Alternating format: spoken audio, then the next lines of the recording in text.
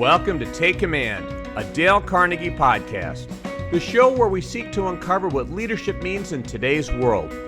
I'm Joe Hart, CEO of Dale Carnegie, and we'll be talking to diverse leaders with stories to tell across various industries to help unlock your potential for success. We'll be sharing real-life insights into leadership, which in turn can help spark the next level of your growth as a leader. As a former partner and the head of global marketing for Goldman Sachs, our guest today is a bold risk taker who knows how to break glass ceilings. She's also the founder of Extraordinary Women on Boards and is a model for high-integrity leadership. Please welcome Lisa Shalett.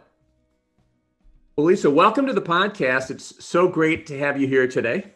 Thank you so much. I'm really excited for this conversation. Well, thank you. So am I. You've got a story that I know is going to be really interesting to our podcast listeners, to our audience. I think about, really the incredible, impressive career that you've had, the fact that you've broken glass ceilings, really becoming the chief marketing officer at Goldman Sachs, the head of marketing, forming Extraordinary Women on Boards, a lot of different things that you've done. And we're going to get to those. Before we do, though, I know that a lot of what has defined you really has been a risk-taking character. It's a courage, it's a confidence. Talk a little bit about your life that led to some of the decisions you made in your career. Sure. Well, I think the first big risk I ever took was going to Japan when I was age 16.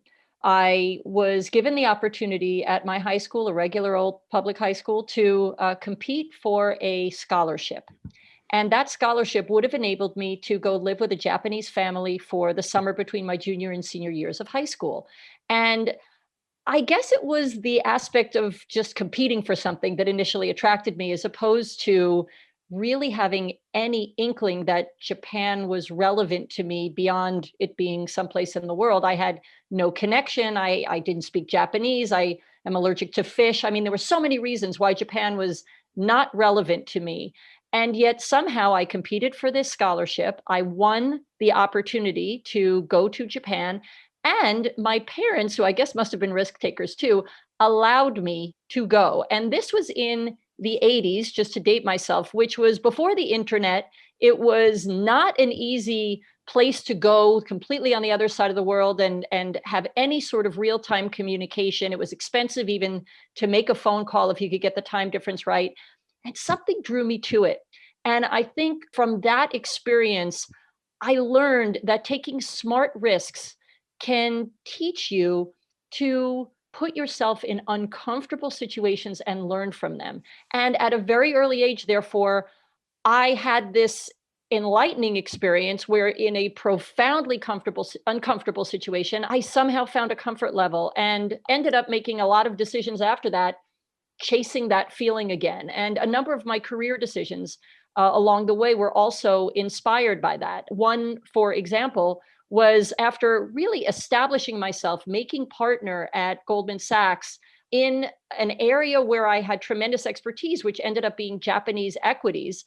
I one day was offered the opportunity to completely switch divisions, completely switch roles, walk away from everything that had defined me up until that point.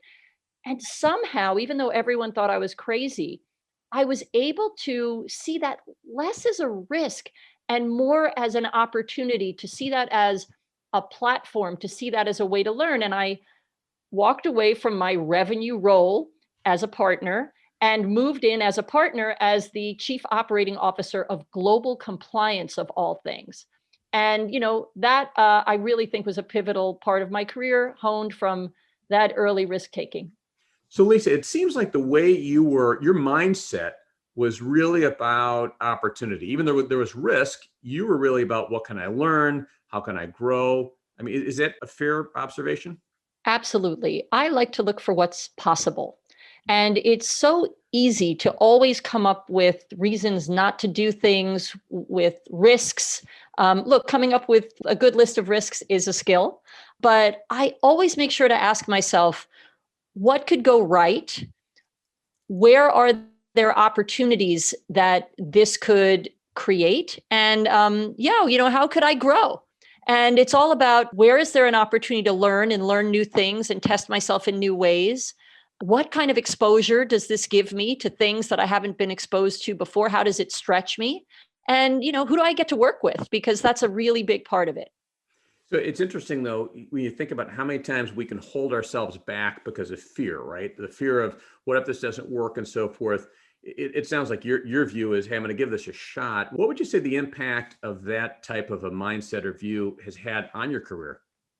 I think that first experience of walking away from everything that had contributed to my identity and accomplishment and promotion and reputation at that point, and doing something completely new led me to seek out those kinds of growth opportunities, to run toward them, to realize that as supportive as my network might be, um, that they weren't necessarily going to see the same things that I was going to see and would more likely talk me out of them. And as a result, now I have a mindset toward experimentation in anything. I like to think about upside and downside. And I really tend to make sure I'm thorough on the upside. And I don't think people do that enough. Yeah, they don't. It seems like for every reason that we have to do something, we think of three why we can't. And at the same time, there's a great quote, which is everything we want is on the other side of fear, right? And so when we overcome that fear, great things happen. So talk a little bit about what happened, because your career has been anything but a straight line. So you became the global head of compliance, ultimately became the head of marketing for all of Goldman Sachs. Talk a little bit about that journey. You heard my Japan moment, and that really opened up a whole new set of possibilities and ways for me to view the world. But I never, ever imagined myself working on Wall Street. Some people at a very young age have a calling that pulls them toward whatever profession it might be.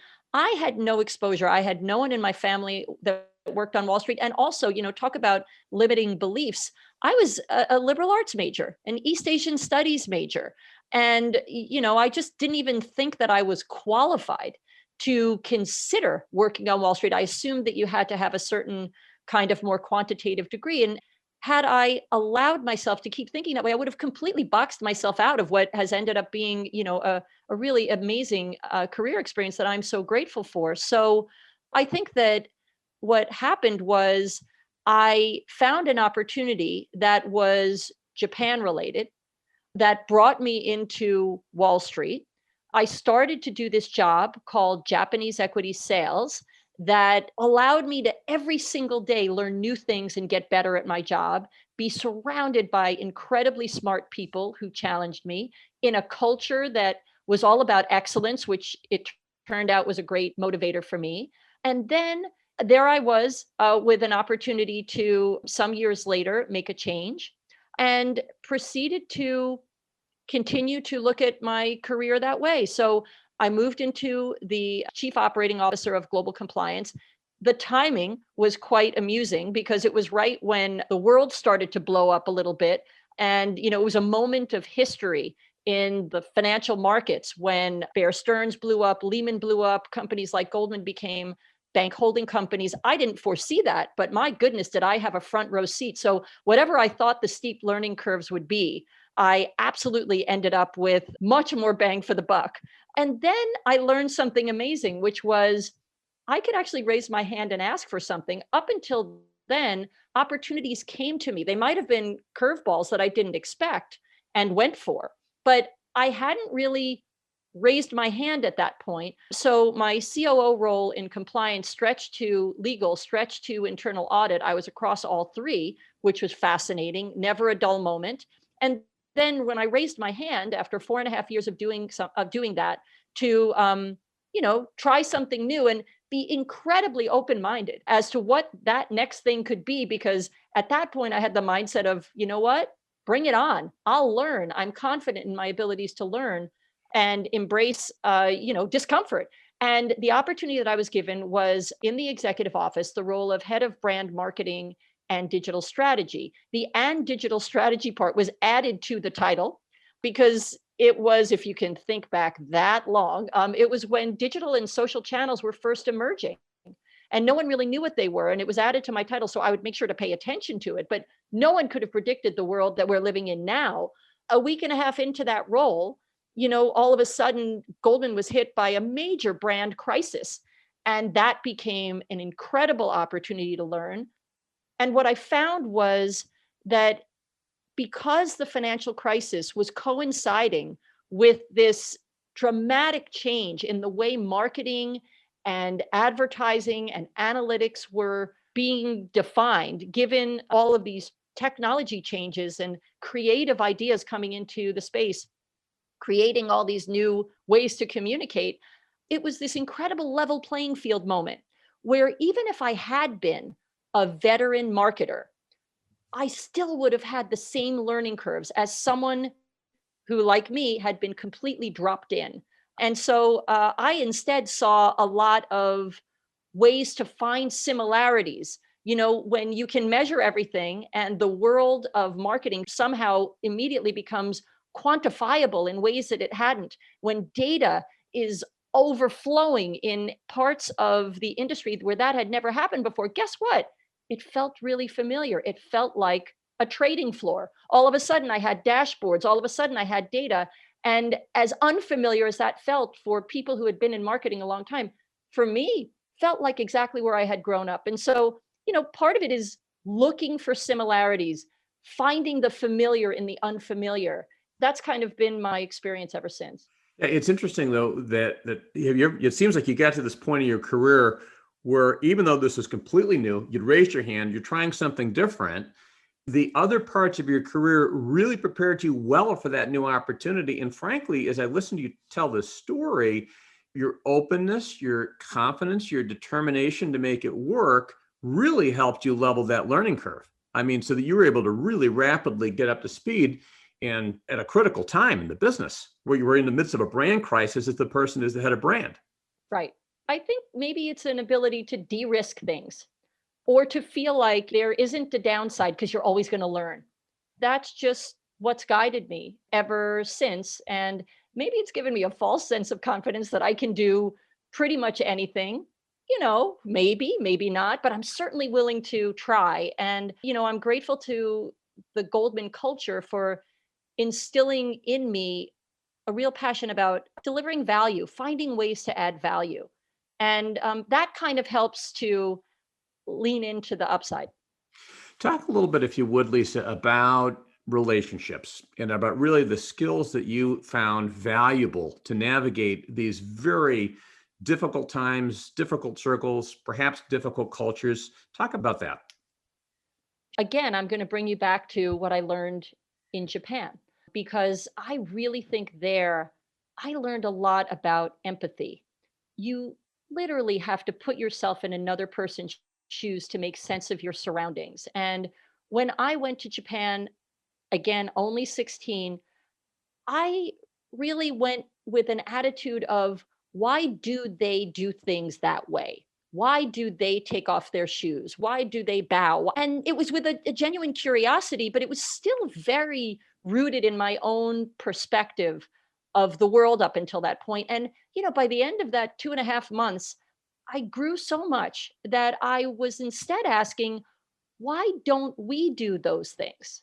I remember really having a light bulb moment about that. I really feel like that has affected how I do everything. It's how I think about leadership.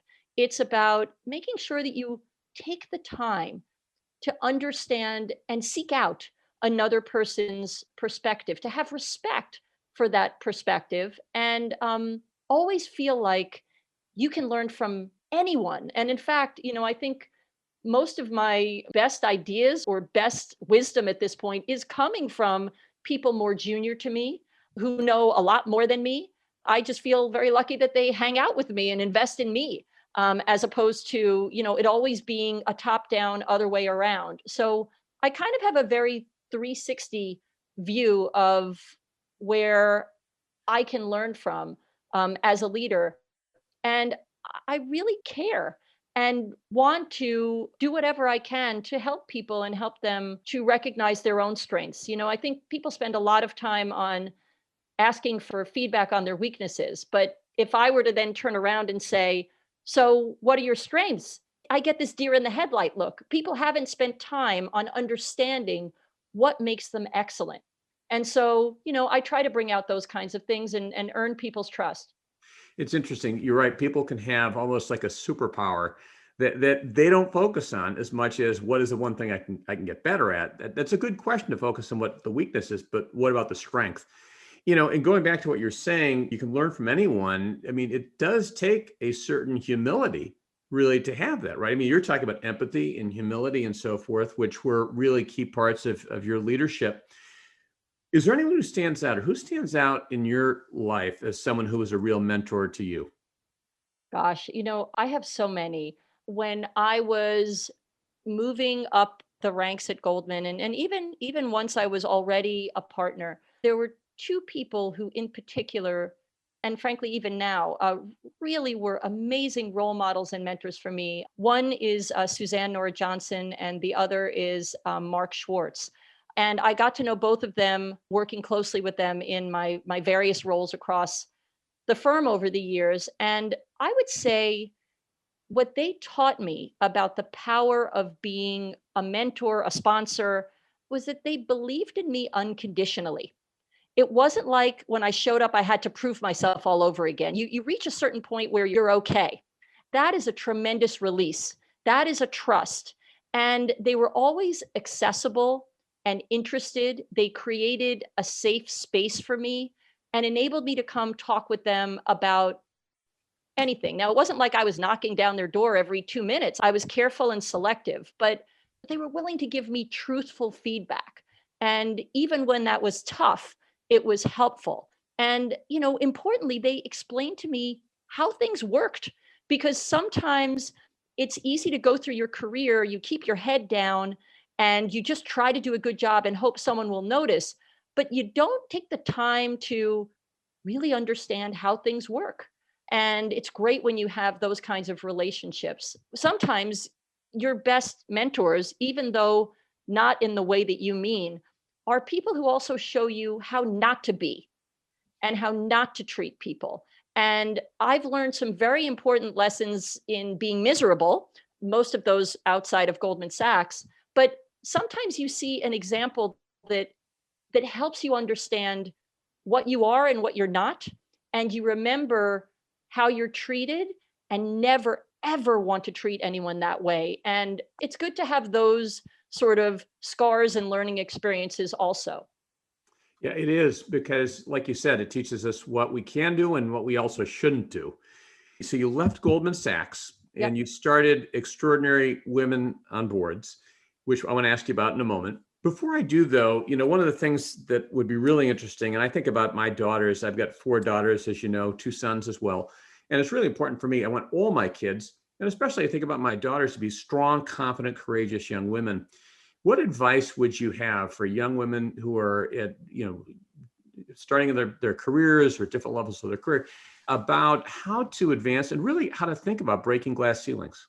Sure. I'm thrilled that, you're in a position to be such a great role model and just talk about possibilities for your daughters, because sometimes, we end up unknowingly biasing outcomes. I would say the following things, like we just discussed, make sure that you know your strengths and not just your weaknesses. Make sure that you're able to articulate what your superpowers are and really practice doing so and lead with that. Because, sometimes humility can be misconstrued as really kind of downplaying your strengths.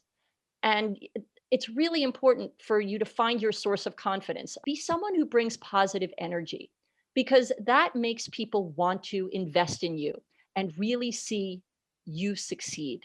And often, like, even if you're a very junior person, you can bring an attitude that just brightens up everyone else and the whole team. And often people get noticed for that. They can stand out for that before they're even in a position to really, really add value. To women, I say, especially, take a seat at the table.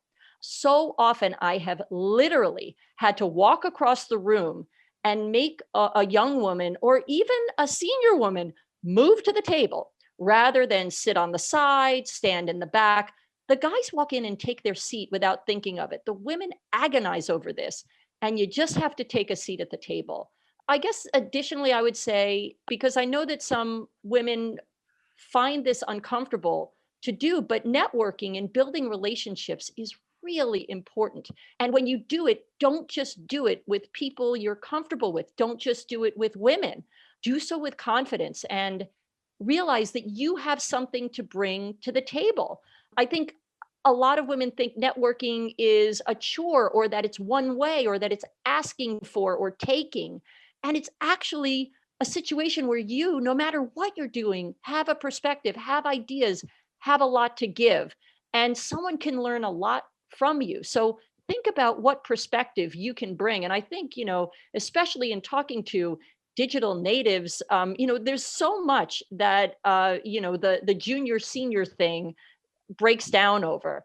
And then I think the last thing I'll say is also related to relationships. And it is, as you meet people, ask them to make a warm introduction to another person they think would be great, inspiring, instructive for you to meet. And then over time, you just collect these relationships. Hopefully, you're listening during those discussions to think about how you're going to keep up that relationship. But those relationships could 10 years from now end up being tremendously important context for you. I think those are the things I would say. I mean, so much richness in your advice. I mean, I think about in myself, just the value of networking and building those relationships over time. I think my favorite thing of what you've just said, though, is take a seat at the table. I mean, that's like a mantra. Take a seat at the table. You've got every right to be there. Go take it. And the attitude part of it, too. And just being someone who can have a positive force on anyone around them. So talk a little bit about what led you to found what is Extraordinary Women on Boards, because now you're helping other women gain seats at the table, and talk about that and what led you to start it.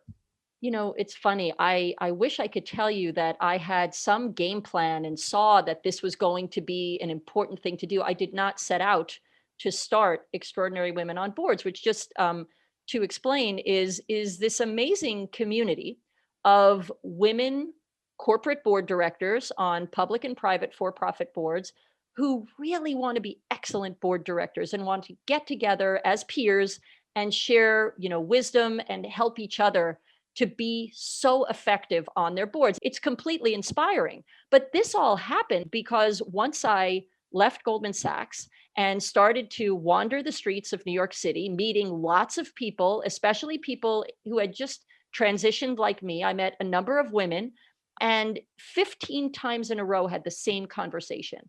That conversation was, wow, it is so amazing to meet another woman on a corporate board. I just got on my board. I got on 2 boards, and I'm the only woman on my board. I just don't know many other women on corporate boards.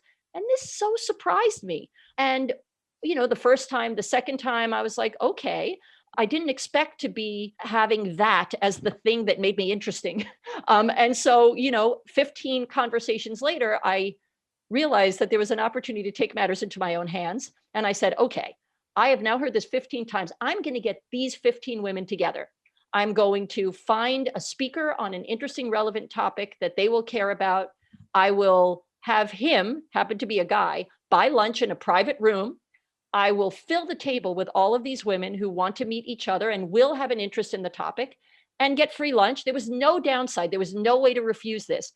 It was a phenomenal event. Everybody loved meeting each other. And even then, I said, okay, my work here is done. Here's everyone's email addresses. Have at it. Let's all stay in touch. And every single one of those women reached out to me and said, no, do this again.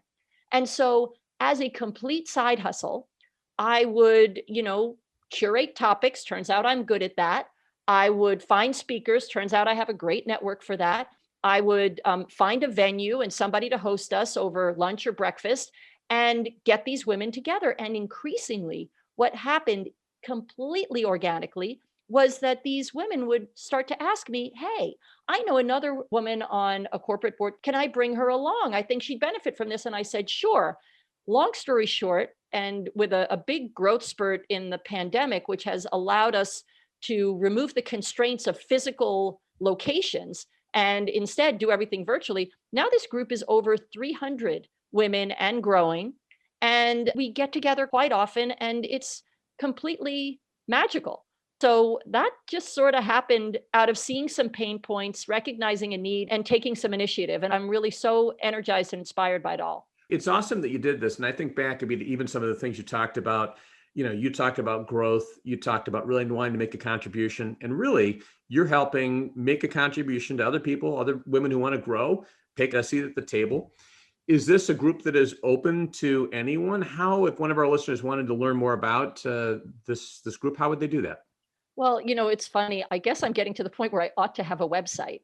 You really can only find it by virtue of being referred by another member. So just to be crystal clear, as much as I absolutely believe in increasing diversity on boards, especially now, it's great that that's getting such a focus as it always should have. This group is a peer-to-peer network of women already on boards. I think that all of these women do their part, myself included, to mentor and help encourage women to get on their first board. I found that if you combine the populations and you have a lot of women aspiring to be on a board in the same conversation as a lot of women already on a board, somehow the conversation always is about how to get on a board. And what I found in this community is that there is a real need that isn't being met elsewhere, it seems, to have a peer group of women already on boards discussing how to be excellent at being on a board.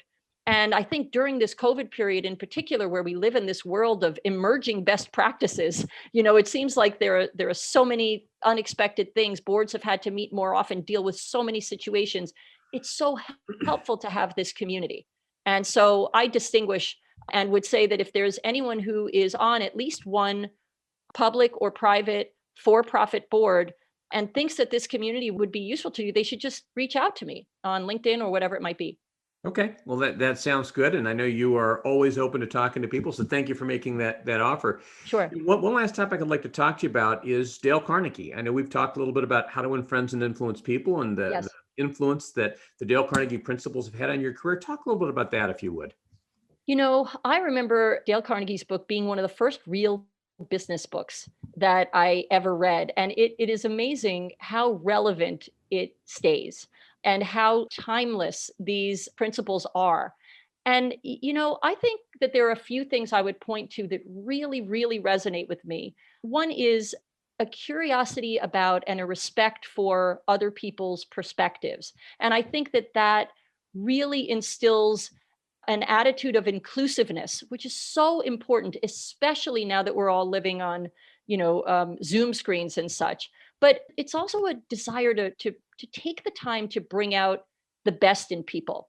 I think there's a proactivity to that. There's a mindset to that. And there's a win-win to that very much seems to be a theme running through Dale Carnegie's work and advice. There was one other principle, I guess, that stuck with me. And that is, I hope I don't misquote it, give someone a fine reputation to live up to. Perfect. That's it. Yeah. And that one reminds me of a really important experience that I had with one of the mentors that I named, Mark Schwartz. So I'll tell you a little bit of a story, if that's okay. Yeah, that'd be great. I was taking a really important client to Japan. Because I speak Japanese, I was able to take that client around to visit CEOs of companies that were in his portfolio or that he was considering investing in. And it was an exhausting, very productive trip, and definitely one where you get to know each other quite well because, he can't even find the bathroom without my translation. So you get to really rely on one another. Anyway, one of the things I thought to do was to bring this client to see Mark, who at the time was the head of all Asia for Goldman Sachs. Mark very graciously made time to meet with this very important client, a relationship that I was investing heavily in and was hoping to grow. So I introduced the client to him, and he turns around and says to the client, and I was floored by this. He said, "I just want to let you know how lucky you are to be covered by Lisa Shalett. She is absolutely a rock star. She is someone who is a role model for everyone and he proceeded to go on, not too much, but just enough such that I had to remind myself to, pick up my jaw from the floor to both hear him say things he had not even said to me, but to say it to a client with whom my relationship was relatively new.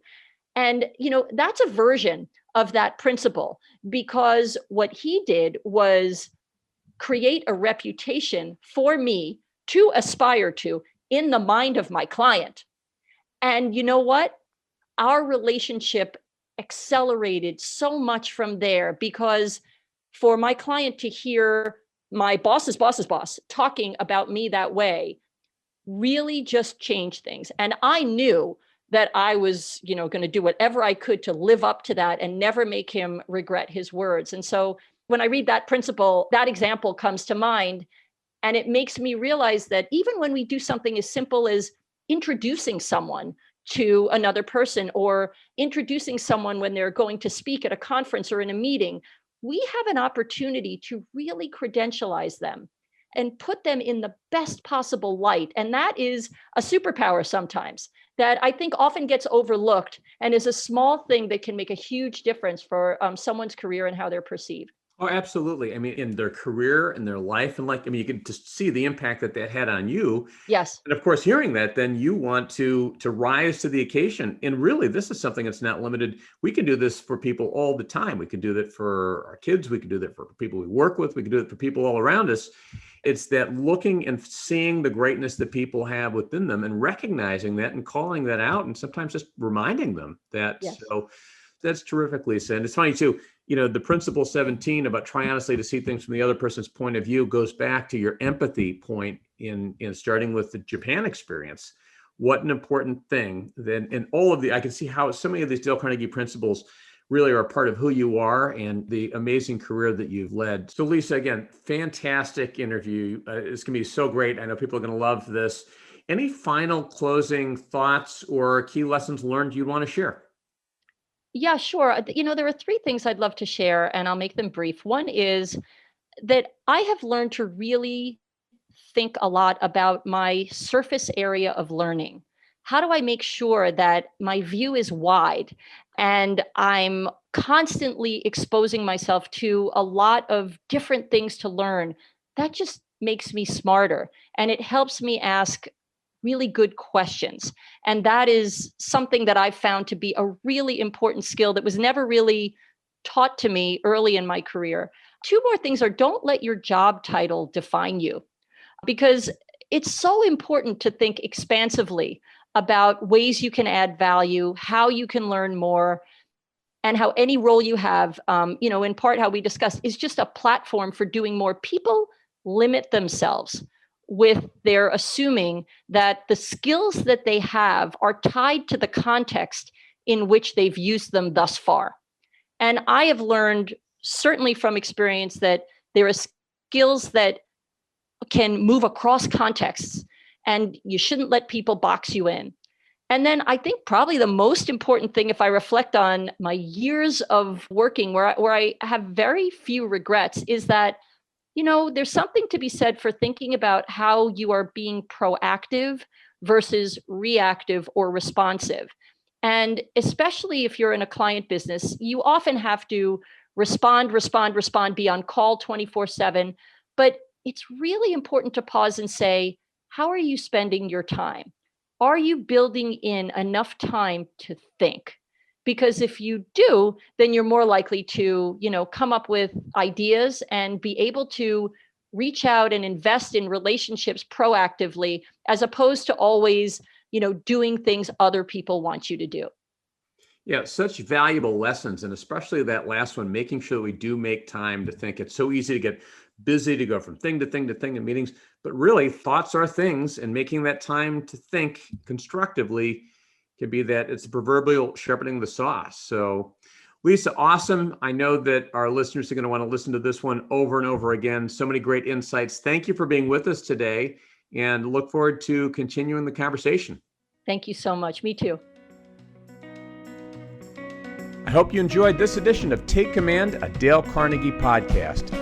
Check out our resources page at www.dalecarnegie.com for more research, insight, and tools that will support your success in taking command of your leadership potential.